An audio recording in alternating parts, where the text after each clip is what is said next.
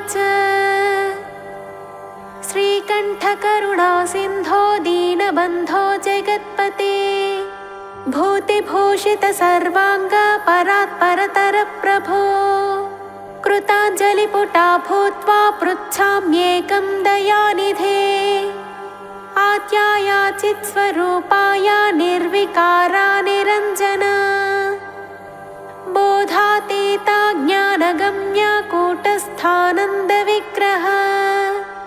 अग्राह्यातीन्द्रिया शुद्धा निरीहा स्वावभासिका गुणातीता निष्प्रपञ्चा ह्यवान्मनसगोचरा प्रकृतिजगदुत्पत्तिस्थितिसंहारकारिणी रक्षार्थं जगतो देवकार्यार्थं वासुरद्विषा नासाय धत्ते सा देहं तत्तत्कार्यैकसाधकम् तत्र भूधरनाथाय यज्ञविस्तारहेतवे विद्युत्केशहिरण्याक्ष बालाकादिवधाय च आविर्बभूव या शक्तिर्घोरा भूताररूपिणी वाराही विकटाकारा दानवासुरनाशिनी सत्यसिद्धिकरे देवी घोरात्-घोरतरा शिवा तस्या सहस्रनामाख्यं स्तोत्रं मे समुदीरय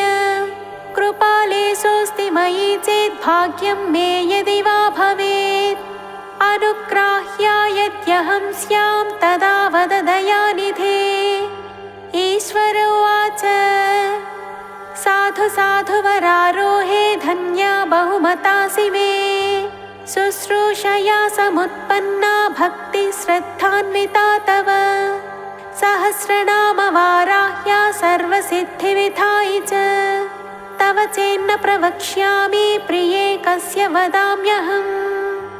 किन्तु गोप्यं प्रयत्नेन संरक्ष्यं प्राणतोऽपि च विशेषतः कलियुगे न देयं यस्य कस्यचित् सर्वेऽन्यथा सिद्धिभाजो भविष्यन्ति वरानने ॐ अस्य श्रीवाराही सहस्रनामस्तोत्रस्य महादेव ऋषिः अनुष्टुप् छन्दः श्रीवाराही देवता ऐं बीजं क्रों शक्तिः हुं कीलकं मम सर्वार्थसिद्ध्यर्थे जपे विनियोगः ॐ वाराही वामनी वामा बगला वासवी वसुः वैदेही वीरशूर्पाला वरदा विष्णुवल्लभा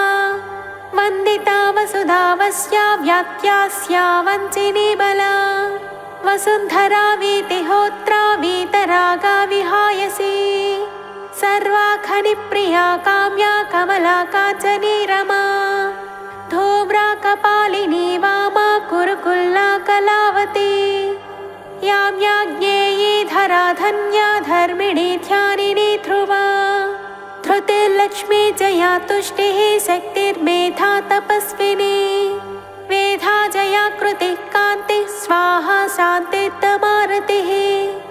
लज्जामति स्मृतिर्निद्रा तन्त्रा गौरी शिवा स्वधा चण्डी दुर्गा भया भीमा भाषा भामा भयानक भूदारा भयहा भीरुर्भैरवी भङ्गरा भटी घोर्घुरा घोषणा घोरा घोषिणी घोणसंयुता घना घना घर्कराजा घोणयुक्ता घणासिनी पूर्वाग्नेयी यातु यां या वायुव्युत्तरवारुणी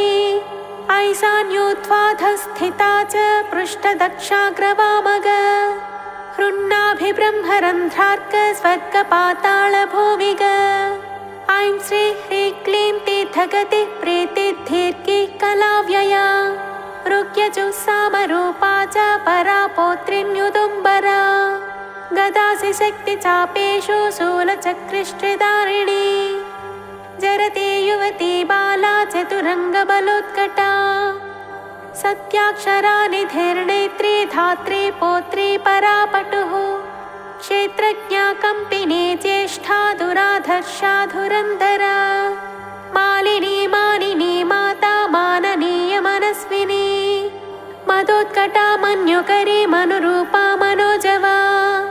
मेदस्विनी मध्यरता मधुपा मङ्गलामरा माया मातामय हरि मृडानी महिलामृतिः महादेवी मोहहरि मञ्जुर्मृत्युञ्जयामला मांसला मानवा मूला महारात्रिर्मदालसा मृगाङ्कामेन कामान्या महिषग्निमदन्तिका मोच्छा मोहं मृषा मोघा मदमृत्युमलापः सिंहक्षमहिषव्याघ्र मृगक्रोडाननाधुनी धरिणी धारिणी धेनुर्धरित्री धावनी धवा धर्मध्वना ध्यानपरा धनधान्यधरा प्रदा पापदोषरिपुव्याधिनाशिनी सिद्धिदायिनी कलाकाष्ठा क्षमा पक्षा हस्त्रुटिश्वासरूपिणी समृद्धा सुभुजा रौद्री राधा रागारमारणिः रामारतिप्रिया रुष्टा रक्षिणी रविमध्यगा रजनी रमणी रेवा रङ्किनी रञ्जिनी रमा रोषा रोषवती रूक्षा करिराज्यप्रदारता रूक्षा रूपवती रास्या रुद्राणी रणपण्डिता गङ्गा च यमुना चैव सरस्वती स्वसूर्मधुः गण्डकी तुङ्गभद्रा च कावेरी कौशिकी पटुः कट्वो रगवती चारा सहस्राक्षा प्रतद्धना सर्वज्ञा शाङ्करी शास्त्री जटाधारिण्ययोरद यावनी सौरभी कुब्जा वक्रतुण्डावधोद्यत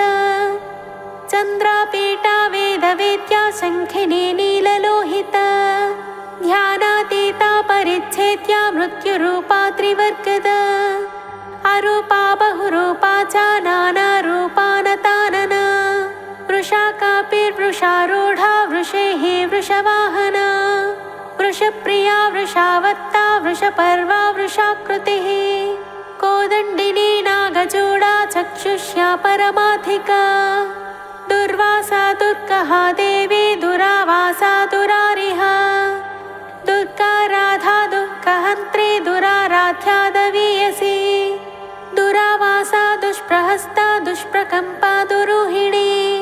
सुवेणी रमणी श्यामा मृगव्याधार्कतापिनी उग्राताक्षी पाशुपति कौडपी कुणपासना कपत्तिनी कामकामा कमनीया कलोज्ज्वला कासावहृत्कारकारी कम्बुकण्ठे कृतागमा कर्कसाकारणा कान्ता कल्पा कल्पा कटङ्कटा श्मशाननिलया भिन्ना गजारूढा गजापः तत्प्रिया तत्परा राया स्वर्भानुकालवञ्चिनी शाखा विशाखा गोशाखा सुशाखा शेषशाखिनी व्यङ्गा शुभाङ्गा वामाङ्गा नीलाङ्गा नङ्गरूपिणी साङ्गोपाङ्गा च सारङ्गा शुभाङ्गा रङ्गरूपिणी भद्रा सुभद्रा भद्राक्षी सिंहिका विनतादितिः हृद्यावत्या सुपत्या च गद्यपत्यप्रिया प्रसूः चच्चिका भोगवत्यम्बा सारसी शबरी नटी योगिनी पुष्कलानन्ता परा साङ्ख्या सची सती निम्नगा निम्ननाभिश्च सहिष्णुच्चाकृती लिपिः दमयन्ती दमी दण्डोद्धण्डिनी दारदायिका दीपिनी दाविनी धात्री दक्षकन्या दम्यादरत् दाहिनी द्रविणी दर्वी दण्डिनी दण्डनायिका दानप्रिया दोषहन्त्री दुःखदारिद्र्यनाशिनी दोषदा दोषकृत्तोक्त्री दोहती देविका धना दर्वीकरी दुर्वलिता दुर्युगाद्वयवादिनी चराचरानन्तवृष्टिरुन्मत्ता कमलालसा तारिणी तारकान्तारा परमात्माब्जलोचना इन्दुर्हिरण्यकवचा व्यवस्था व्यवसायिका ईशनन्दानदी नागी यक्षिणी सर्पिणी वरी सुधासुरा विश्वसः सुवर्णाङ्गदधारिणी जननी प्रीतिभागेशी साम्राज्ञी संविदुत्तमा अमेयारिष्टदमनी पिङ्गळालिङ्गधारिणी चामुण्डा प्लाविनी हाला बृहज्योतिरुरुक्रमा सुप्रतीका च सुग्रीवा हव्यवाहा प्रलापिनी नभस्या माधवी ज्येष्ठा शिशिराज्वालिनी रुचिः शुक्ला शुक्रासु चाशोकासु कीभेकी पिकीबकी वृषदस्वानभो योनि सुप्रतीका विभावरी गर्विता गुर्विणी गण्या गुरुर्गुरुधरी गया गन्धर्वी गणिका गुन्द्रा गारुडी गोपिका ग्रग गणेशी गामिनी गन्ता गोपतिर्गन्धिनी गवी गज्जिता गाननी गोणा गोरक्षा गोविदां गतिः ग्राथिकी रतिकृत्कोष्ठी गर्भरूपा गुणैषिणी पारस्करी पाञ्चनदा बहुरूपा विरूपिका ऊहा व्यूहा दुरूहा च सम्मोहा मोहहारिणी यज्ञविग्रहिणी यज्ञाया यजूका यशस्विनी अग्निष्टोमात्यग्निष्टोमा वाजपेयश्च षोडशी पुण्डरीकाश्वमेधश्च राजसूयश्च नाभसः स्विष्टकृद्बहुसौवर्णो गोसवश्च महाव्रतः विश्वजित् ब्रह्मयज्ञश्च प्राजापत्यः शिलायवः अश्वक्रान्ता रथक्रान्ता विष्णुक्रान्ता विभावसो सूर्यक्रान्ता गजक्रान्ता बलिभिन्नागयज्ञकः सावित्री चाथ सावित्री सर्वतो भद्रवारुणा आदित्यामय गोदोहा गवामय मृगामय सर्पमय कालपिञ्च कौण्डिन्योपनागाहलः अग्निविद्वादसाहस्वो पांसुः सोमविधोहनः अश्वप्रतिग्रहो बर्हिरतोऽभ्युदय बुद्धिराट् सर्वस्वदक्षिणो दीक्षा सोमाख्या समिदाह्वयः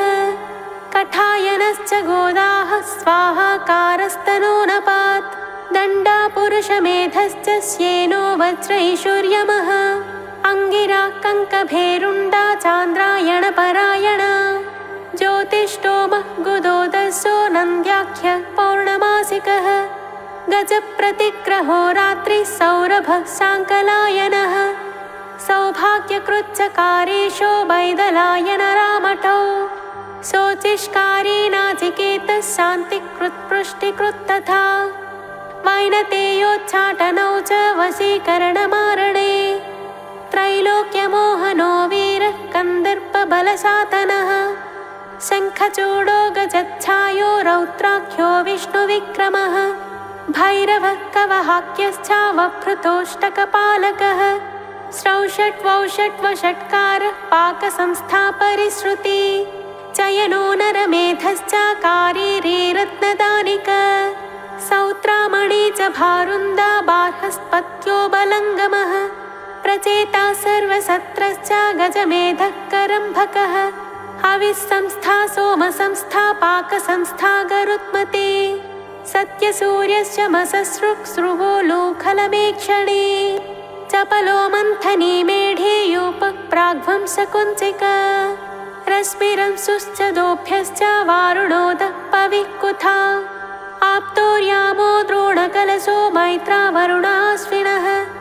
पात्नीवतश्च मन्थे च हारियोजनयेव च प्रतिप्रस्थानशुक्रौ च सामिधेनि समित्समा होताध्वर्युस्ततोग्धाता नेता त्वष्टा च योत्रिका आग्नित्रोच्छावकाष्ठावत्ग्रावस्तुत्प्रदत्तकः सुब्रह्मण्यो ब्रह्मणश्च मैत्रावरुणवारुणौ प्रस्तोता प्रतिप्रस्थाता यजमानो ध्रुवन्त्रिका आमिक्षा पृषदाज्यं च हव्यं कव्यं चुरुपयः जुहुत्क्रावोपभृद्ब्रह्मा त्रयी त्रेता तरस्विनी पुरोडासः पशुकश्च प्रोक्षणे ब्रह्मयज्ञिनी अग्निजिह्वादर्भरोमा ब्रह्मशीर्षा महोदरी अमृतप्रासिका नारायणी नज्ञादिगम्बरा ओङ्कारिणी चतुर्वेदरूपा श्रुतिरनुल्बणा अष्टादशभुजारम्भा सत्या गगनचारिणी भीमवक्त्रा महावक्त्रा कीर्तिरा कृष्णपिङ्गळा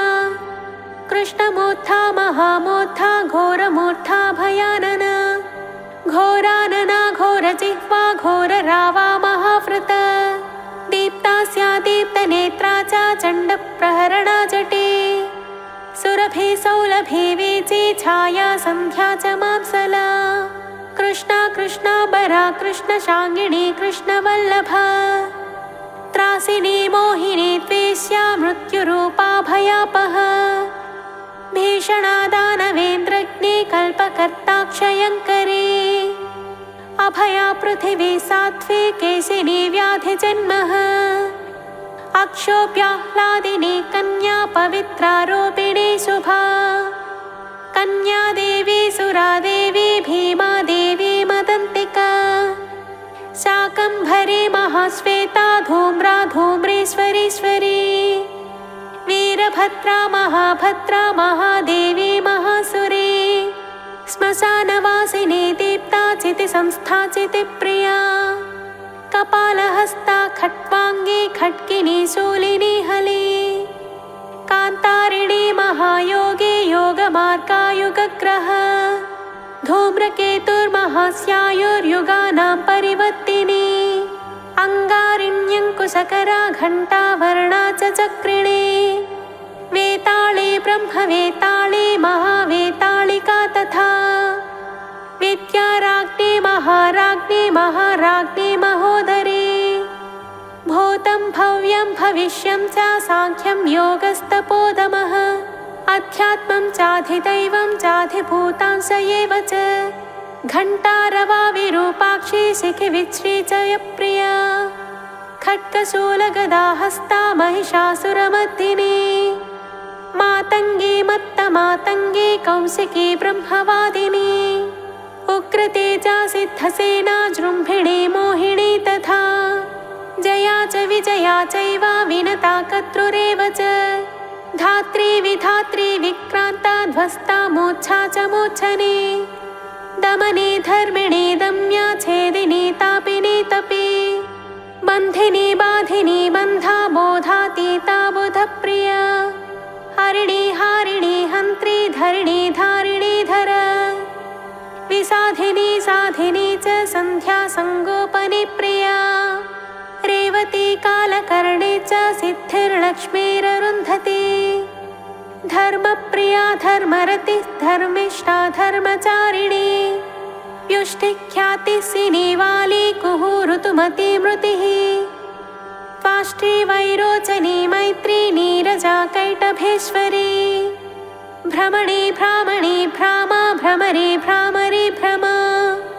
निष्कला कलहानीता कौलाकारा कळेबरा विद्युज्जिह्वावशिणी च हिरण्याक्षनिपातिनी जितकामा कामृगया कोला कल्पाङ्गिनी कला प्रधाना तारका तारा हितात्मा हितभेदिनी दुरक्षरा परब्रह्मा महादाना महाहवा वारुणी व्यरुणी वाणी वीणा वीणी विहङ्गमा मोदप्रिया मोदकिनी प्लवनी प्लाविनी प्लुतिः अजरा लोहिता लाक्षा प्रतप्ता विश्वभोजिनी मनोबुद्धिरहंकार क्षेत्रज्ञा क्षेत्रपालिका चतुर्वेदा चतुर्भारा चतुरन्ता चरुप्रिया चर्विणी चोरिणी चारी शाङ्करी चर्मभैरवी निर्लेपा निष्प्रपञ्चा च प्रशान्ता नित्यविग्रह स्तव्यास्तव प्रिया व्याळा गुरुराश्रितवत्सला निष्कळङ्का निरालम्बा निर्द्वन्द्वा निष्परिग्रह निर्गुणा निर्मला नित्या निरीहा निरघानवा निरिन्द्रिया निराभासा निर्मोहा नीतिनायिका निरिन्धना निष्कला च लीलाकारा निरामया मुण्डा विरूपा विकृता पिङ्गळाक्षी गुणोत्तरा पद्मगर्भा महागर्भा विश्वगर्भा विलक्षणा परमात्मा परेशानी परापारा परन्तपा संसारसेतु क्रूराक्षी मोक्षा मुक्ता मनुप्रिया विस्मयादुच्चया दक्षादनुहन्त्री दयालया परब्रह्मानन्दरूपा सर्वसिद्धिविधायिनी एवमुट्टामरातन्त्रान्मयोद्धृत्य प्रकाशितम् गोपनीयं प्रयत्नेन नाख्येयं यस्य कस्यचित् यदिच्छसि त्रुतं सिद्धिमैश्वर्यं चिरजीवितम् आरोग्यं नृपसम्मानं दानान्यस्य तु कीर्तयेत् नाम्नां सहस्रं वाराह्यां मया ते समुदीरितं यः पठेत् शृणुयात् वापि सर्वपापैः प्रमुच्यते अश्वमेधसहस्रस्य वाजपेयशतस्य च पुण्डरीकायुतस्यापि फलं पाठात् प्रजायते पठत सर्वभावेन सर्वास्यो सिद्धयः करे जायते महदैश्वर्यं सर्वेषां दयतो भवेत् घनसारायते वह्निरगाधोक्तिः कणायते सिद्धयश्च तृणायन्ते विषमप्यमृतायते हारायन्ते महासर्पा सिंहः क्रीडामृगायते दासायन्ते महीपाला जगन्मृत्रायतेऽखिलम् तस्मान्नाम्नां सहस्रेण स्तुता सा जगदम्बिका प्रयच्छत्यखिलान् कामान् देहान्ते परमां गतिम्